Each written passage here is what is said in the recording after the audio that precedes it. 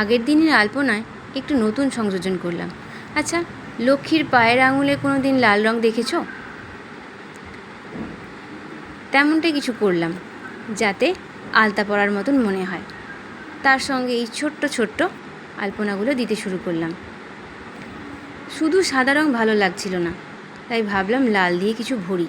স্বস্তিক চিহ্নটা একটু অন্য রকম করে করি। 4 ফোঁটা দিয়ে চারদিকে যোগ করে করে দেখি তো স্বস্তিক চিহ্নটা কেমন লাগে। দেখলাম মন্দ লাগে না, নতুন জিনিসে ভালোই লাগলো। আবার শুরু করলাম ছোট ছোট লাল লাল দিয়ে নতুন করে পূর্ণতা পায় এমন করে আলপনাটি আঁকার চেষ্টা করলাম। সাদার মধ্যে লালের ফোঁটা না থাকলে যেন ঠাকুর ঘর মানায়ই না, আর পদ্ম না থাকলে তো হয়ই না। পদ্ম, ঘর, স্বস্তিক চিহ্ন এগুলো আলপনার মাত্রাটাই অন্যরকম করে দেয়। বেশ একটা সুন্দর শান্তি ফিল হয়। ঠাকুর ঘরে এগুলো আমাদের জীবনের অন্যান্য মানে খুঁজে দেয়।